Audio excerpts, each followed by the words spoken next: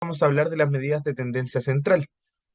Estas medidas de tendencia central son un estadígrafo. ¿Qué es un estadígrafo? Un valor estadístico que me permite hacer un análisis o me permite establecer conclusiones acerca de un conjunto de datos. Este valor numérico, llamado medida de tendencia central, es un número. Ese número va a representar, va a resumir el comportamiento de un conjunto de datos. En este sentido nos va a servir como referente, tal como dice aquí, nos va a servir como referente porque este número que utilicemos como medida de tendencia central, puede ser la moda, la media aritmética o la mediana, va a ser un número en torno al cual se distribuyen los datos. Tiene sus pros y sus contras esto. Lo pongo con un ejemplo que es el que tenemos más a la mano porque durante nuestra etapa escolar nosotros trabajamos con la moda, la media y la mediana, pero sin darnos cuenta. Con la media, por ejemplo, que es el promedio. Si yo tengo dos alumnos, alumno uno que, eh, alumno uno que tiene como notas un 3,9, un, un 3,9, un 4 y un 4,1. El promedio de estas notas es la suma de esas tres notas. 3,9 más 4 más 4,1. Y el promedio de estas tres notas es la suma de ellas dividida por 3 y eso nos da como promedio 4. Por otro lado, si tenemos un alumno 2 cuyas notas son un 1, un 4 y un 7, el promedio del alumno 2, el 1 más el 4 más el 7, divididos por 3 porque son tres notas, nos da como resultado un 4. Tomar una medida de tendencia central como el promedio, como única medida para poder hacer un análisis de datos, no siempre va a ser un análisis completo. La medida de tendencia central nos indica un valor central, como lo dice el título, y ese valor central nos da una referencia del comportamiento de los datos, pero no nos permite analizar otro detalle. Ese otro detalle es la dispersión, es qué tan dispersos, qué tan separados están los datos uno de otro.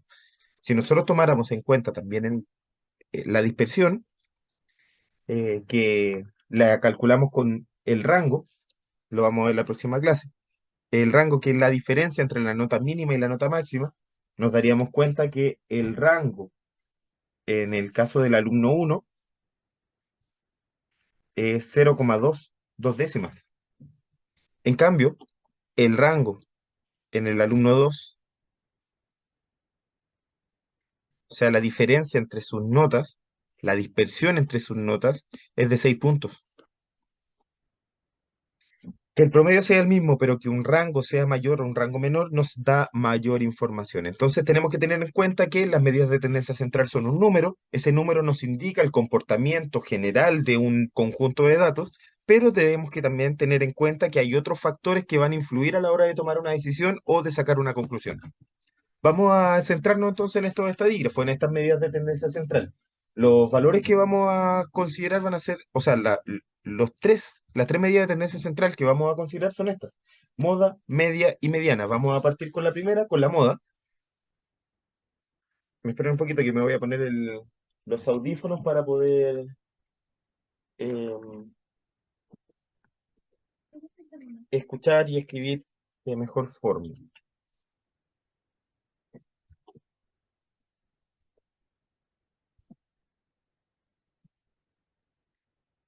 Bien, entonces, la moda. Cuando hablamos de moda, hablamos de el dato con mayor frecuencia, o sea, el dato que más se repite.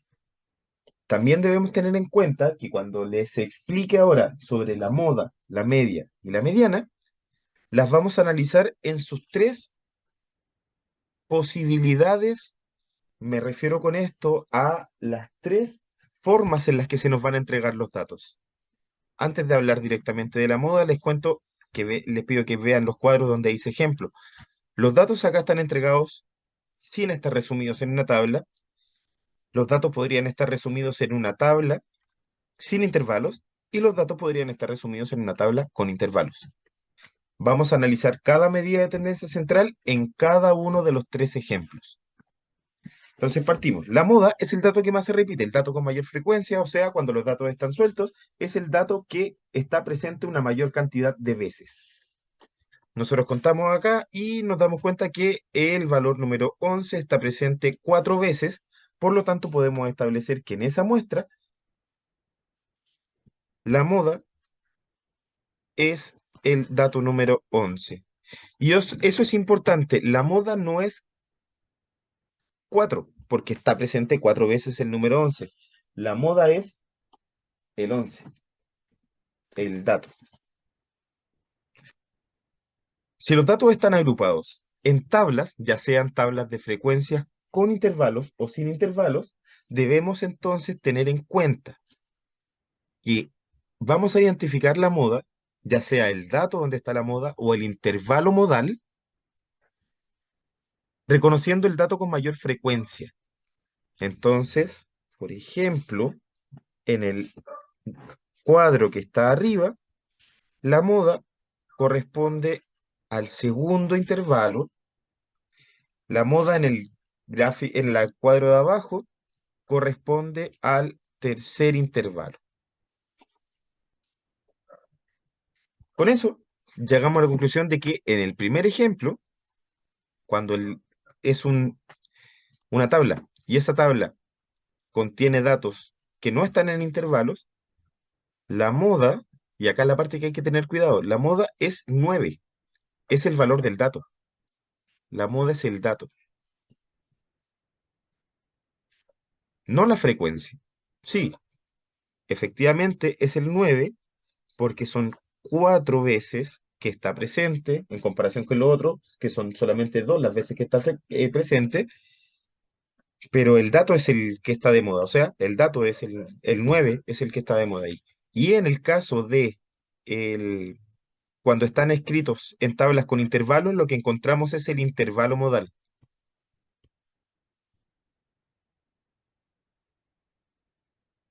Antiguamente, chiquillos, se nos pedía encontrar exactamente el valor de la moda con unas fórmulas que tenían un montón de detalles, con el límite inferior del intervalo sumado a la frecuencia del dato anterior, un montón de temas. Acá se nos pide encontrar el intervalo modal, o sea, el intervalo donde hay mayor frecuencia. En este caso, el intervalo modal es desde el 5 hasta el 7. Repito entonces, si los datos están sueltos, Entonces, si los datos, dígame. el intervalo modal, por ejemplo, tendría que ser, a ver, un intervalo entre 5 y 7 tendría que contar los números que están 5, 6 y 7. Lo que pasa es que, de acuerdo al contexto que se nos está entregando acá, no hay mayor detalle de qué representa ese 5, 6 y 7. Podría ser, por ejemplo, notas, pero no nos importa exactamente cuál es el valor exacto de la moda, porque ¿a qué me refiero con esto? A que, por ejemplo, las notas si fueran notas, las notas entre el 1 y el 3 son 4, ¿cierto? Y podrían ser las 4 un 2. En cambio, en el intervalo del 5 al 7 hay 12 notas, pero podría ser un 5,1, un 5,2, un 5,3, un 5,4. ¿Te fijas? Todas distintas. Si tuviéramos los datos sueltos, podríamos determinar exactamente cuál es el valor que está presente una mayor cantidad de veces. Pero como no es así, como solamente tenemos los intervalos y cuántos datos tenemos específicamente en esos intervalos, entonces nos quedamos con el intervalo que tiene mayor frecuencia y a ese es el que llamamos intervalo modal, o sea, el intervalo donde hay más datos. ¿Me explico? Ya, sí, me Perfecto. quedé- Entonces, en todo caso, las preguntas van a ser así. Mira, voy a buscar, me voy a adelantar y voy a mostrar una pregunta que hable de intervalos. Por ejemplo, acá, intervalo modal. No se nos pregunta por el valor exacto de la moda cuando tenemos tablas que están en datos, agrupados en intervalos, me refiero. Por ejemplo, esta pregunta. Me gustaría que ustedes, si quedó claro el tema de la moda. Ah, me falta un detalle más antes de irme a esa pregunta. En los tres ejemplos que acabo de mostrar, solamente hay un dato con una mayor presencia con una mayor frecuencia. Pero fácilmente podrían darse intervalos bimodales o intervalos trimodales o intervalos donde no haya moda. Si todos los datos son distintos, no hay moda, no hay ninguno que sobresalga. Podemos tener otros datos donde hay dos modas. Este es un intervalo bimodal, es un conjunto bimodal. ¿Por qué? Porque las modas son el uno y el 2. Entonces, si la moda es el dato con mayor frecuencia y hay dos datos que tienen la misma cantidad que corresponde a la mayor frecuencia, decimos que es un intervalo bimodal. Ahora, tomando en cuenta que se nos pide calcular la moda como el dato que más se repite o el intervalo donde hay una mayor frecuencia, vamos a considerar este ejemplo que teníamos aquí. Se nos dice, ¿cuál de las siguientes tablas, el tercer intervalo es el intervalo modal? ¿En cuál de las siguientes tablas el tercer intervalo es el intervalo modal? ¿Cuál sería, chiquillos? Observación simplemente. la 2 y 3. Toda la razón, el 2 y el 3. En el primer intervalo, o sea, en la primera tabla, el intervalo modal está en el segundo intervalo. La segunda tabla está en el tercero, el dato con mayor frecuencia. En la tercera tabla también está en el tercero el dato con mayor frecuencia, por eso nos quedamos con la alternativa que dice 2 y 3 como la que tiene mayor intervalo modal.